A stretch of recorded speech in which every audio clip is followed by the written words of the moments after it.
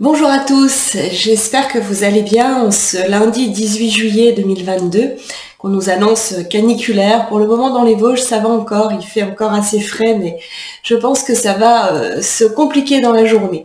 Enfin, le principal c'est que vous alliez bien. Je voudrais aujourd'hui réagir sur les conclusions du rapport Sauvé. Vous savez, ce rapport qui a été déposé suite aux États généraux de la justice. Et je voudrais réagir surtout au projet donc de notre ministre de la Justice, Éric Dupond-Moretti, de la création d'un passeport éduc-droit. Alors, si je me réjouis qu'effectivement les conclusions de ce rapport font état d'une nécessité d'inciter les élèves, notamment à partir du primaire, à s'intéresser à tout ce qui concerne le droit, l'organisation de notre société, les institutions, leur mode de fonctionnement, afin d'en faire plus tard des citoyens éclairés, informés, éduqués, puisque, comme le disait Jean-Jacques Rousseau, on est curieux qu'à hauteur de ce qu'on est instruit. Donc, l'intérêt d'inculquer dès le plus jeune âge les rouages de notre société et de, je dirais, l'organisation de notre état de droit, évidemment, cet intérêt est fondamental pour en faire des citoyens éclairés. Je voudrais juste me permettre d'indiquer que déjà en 2009, avec deux enseignants, j'avais créé une association qui s'appelait Human Civis et qui justement avait pour but de créer ce passeport. Alors on l'avait appelé passeport citoyen.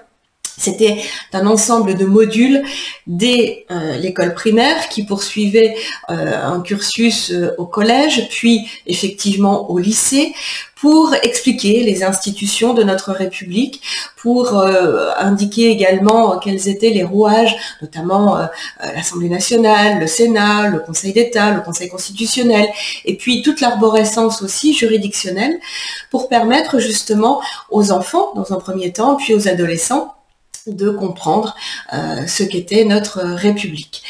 En 2017, le défenseur des droits, vous pouvez le trouver sur Internet, avait également proposé une sorte, là aussi, de passeport qui s'appelle Éducadroit. Donc vous voyez, on n'est pas loin non plus de ce qui se fait aujourd'hui.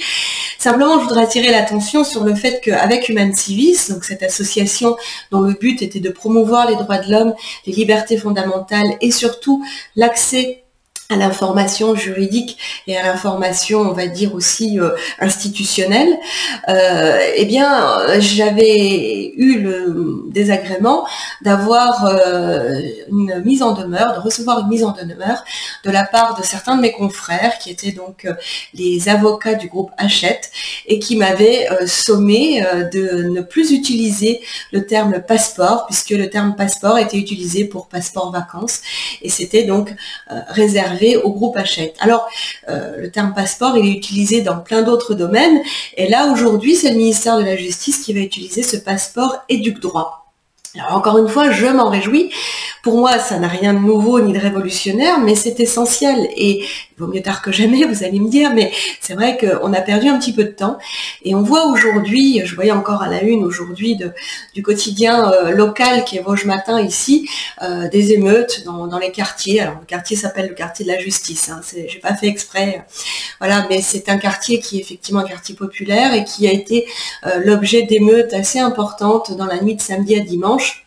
Je crois que la violence aujourd'hui que l'on constate dans la société pourrait être quelque part endiguée justement par l'éducation, l'information, l'intérêt que pourraient avoir les enfants justement par rapport à notre constitution, tout simplement. Hein, qui connaît notre constitution de 58, les origines, le préambule, tous les articles qui finalement fixent notre état de droit et les modalités de fonctionnement de notre société. Donc je pense que tout est lié. L'éducation comme moyen d'informer, d'éradiquer aussi une certaine violence qui est générée par une incompréhension, par une absence de respect vis-à-vis des autres citoyens, mais vis-à-vis également des institutions et de ce qui nous entoure. Donc tout ça pour moi c'est lié et je voulais réagir ce matin parce que je crois qu'il est véritablement très très très urgent de faire une sorte de, combinaison entre l'éducation, le ministère de l'Éducation et le ministère de la Justice pour donner accès à la compréhension, aux outils de compréhension du monde qui nous entoure. Et le monde qui nous entoure, eh bien, du droit, on en fait tous les jours. Hein. Le droit, c'est pas simplement un code civil qu'on pourrait des fois cataloguer comme poussiéreux sur une étagère. C'est pas du tout ça. Dès qu'on se lève le matin, il y a des règles juridiques, même si elles sont imperceptibles, et fort heureusement, mais on fait du droit tous les jours.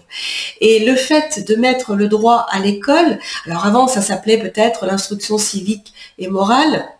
Ça peut être aussi effectivement par ce biais-là qu'on apporte le droit, mais qui aujourd'hui, à l'école primaire, par exemple, pourrait expliquer comment on fabrique une loi, tout simplement. La différence entre un projet de loi, une proposition de loi, la navette entre l'Assemblée nationale, le Sénat, que fait le Conseil d'État, quel est le rôle du Conseil constitutionnel, les deux ordres d'ordre judiciaire, c'est-à-dire le judiciaire, l'administratif, avec d'un côté le tribunal judiciaire, les différentes sections du tribunal judiciaire, et puis aussi le tribunal administratif, la cour administrative d'appel. Enfin, tout ça, c'est important, c'est passionnant, mais c'est véritablement quelque chose que l'on doit inculquer pour que les citoyens, c'est-à-dire vous, moi, nous, soyons véritablement éclairés, informés, et qu'on soit acteurs aujourd'hui de la République et pas simplement soit en marge. Quand on voit la violence qui se développe, ce sont des personnes qui veulent se mettre en marge, soit passif, c'est-à-dire qu'on voit les choses défiler, les projets de loi se définir sans nous. Donc voilà, tout ça c'était important, mais c'était ce que je voulais partager aujourd'hui avec vous dans le cadre du journal de bord d'une avocate, toujours par rapport à ma chaîne YouTube et ce lien que je voudrais instaurer avec vous. Je vous souhaite une excellente journée. Je reviendrai sur le passeport Éduc Droit parce que ça me tient à cœur et c'est vrai que j'ai hâte de voir comment il va être mis en œuvre. Je pourrais vous indiquer également plus précisément ce que nous, parce qu'on avait véritablement fait une progression avec des modules détaillés. Je pourrais également vous en faire part. Donc ça date de 2008-2009, hein, ça fait quand même pas mal de temps. Et voilà, je vous souhaite une excellente journée. Je vous dis à très bientôt. Au revoir.